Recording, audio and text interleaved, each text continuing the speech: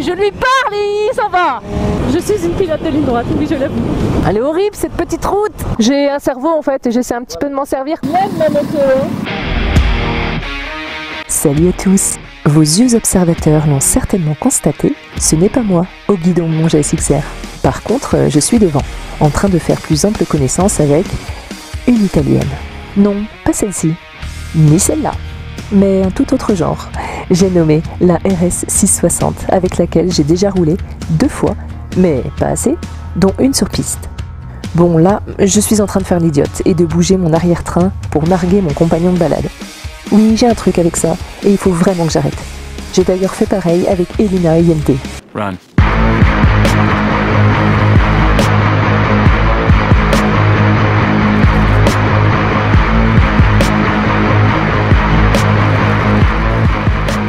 Bref, dans cette vidéo, rien d'extraordinaire, juste un peu de divertissement, à savoir de simples motards passionnés qui ont échangé leur moto lors d'une balade. Lui, motard expérimenté qui a le regret, oui, le regret de rouler avec mon GSX-R qui ne freine quasiment pas, et moi, grande girafe toute contente de chevaucher pour la 3e fois cette sublime petite bombe qu'est la RS 660. Allez, c'est parti! C'est super sympa, waouh. Il m'a abandonné en face. Allez, c'est un pilote, hein. Moi, clairement pas.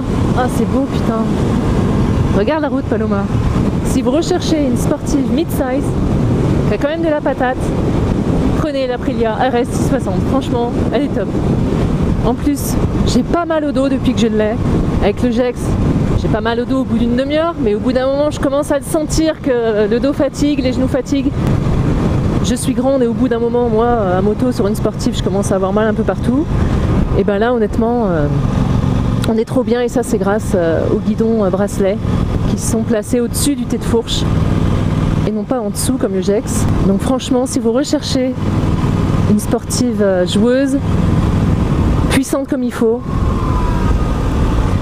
bicylindre, donc c'est pas un 4 pattes hein, comme le GEX, c'est un bi, ce serait un excellent choix. Ça me paraissait pas par là en fait. Ah mais je lui parle et il s'en va. Il y a quand même un tout petit truc qui me dérange dans cette bécane, c'est son bruit. Le bicylindre j'adore, mais là du coup il faut vraiment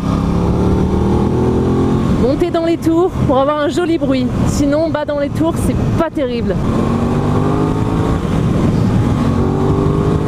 Ouais, c'est beaucoup plus joli là. Mais sinon c'est une super moto. Je la connais pas du tout. Hein, c'est pas parce que j'ai fait une balade avec que je la connais. Mais sinon c'est une super bécane. Et bourrée d'électronique. Ça me change du GEX. C'est joli ici. Mais ne comparons pas ce qui n'est pas comparable. Ce GEX là c'était une époque, 2004. Ce RS 660 c'en est une autre. Ça n'a rien à voir. Qu'est-ce que je peux dire d'autre concernant cette Aprilia RS 660? Pas grand chose, hein. Je suis pas journaliste moto moi. Vous l'aurez deviné, vous l'aurez compris.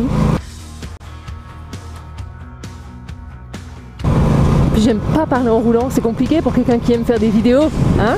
Ah, faut juste rajouter le 1 à la fin de chaque phrase. Allez-y, essayez un peu pour voir. J'ai compris.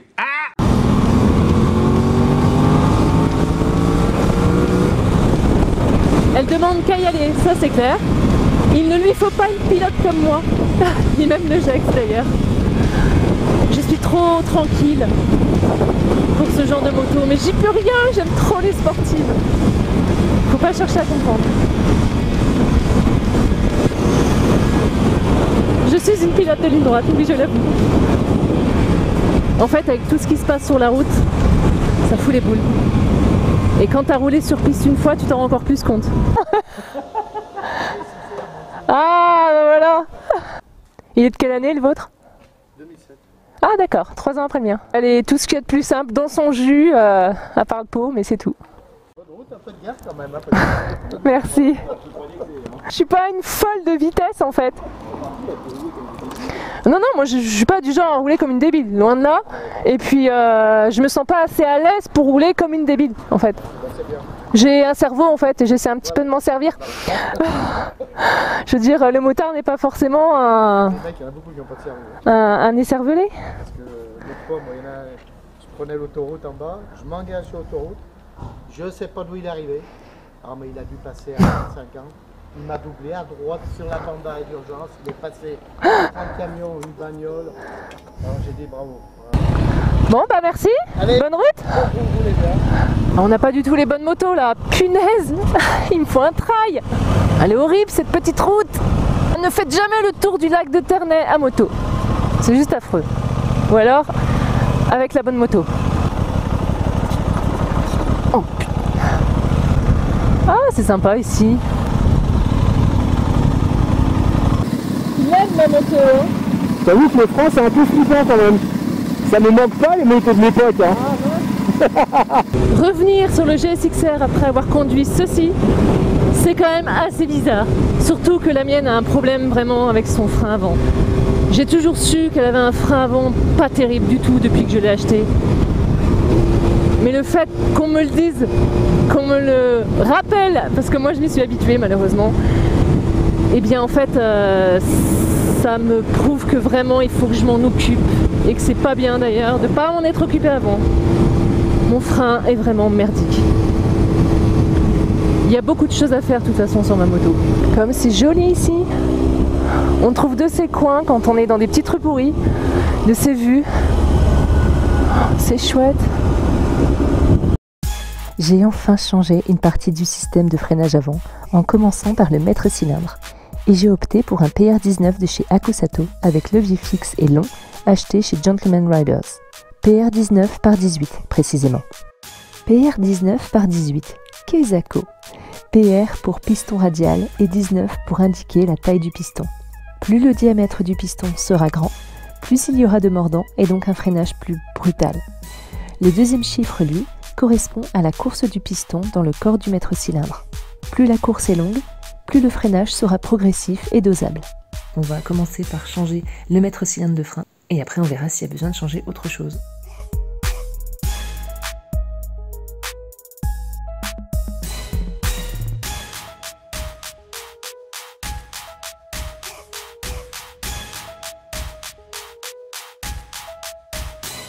Le site sur lequel j'ai commandé le bocal ainsi que le maître cylindre de frein, les préparateurs se sont trompés au niveau de la référence.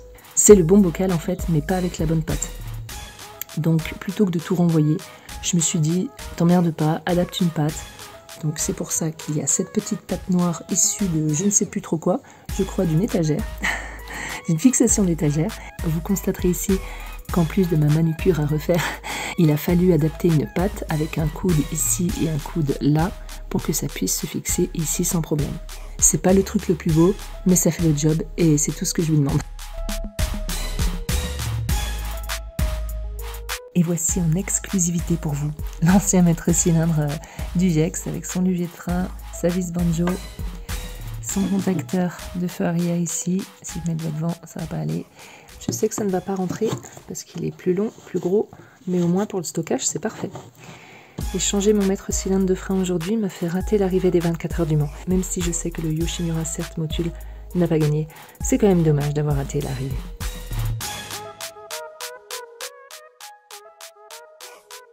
Voilà ce que ça donne une fois que tout est monté.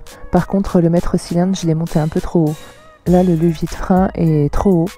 Ça se voit clairement par rapport à l'autre. Je sais pas ce que j'ai foutu, je devais pas être réveillée ce jour-là. Quoi qu'il en soit, mon frein n'est pas mieux. Je soupçonne encore quelques bulles d'air, mais j'ai purgé, repurgé. J'en ai marre de purger.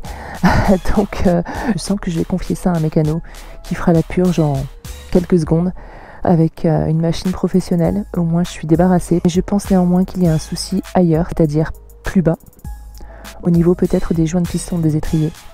Donc, je suis un peu dégoûtée que le changement n'ait pas été radical. Après, c'est pas comme si j'avais foutu 200 balles par la fenêtre. C'était un mal nécessaire quelque part de le changer, de maître cylindre.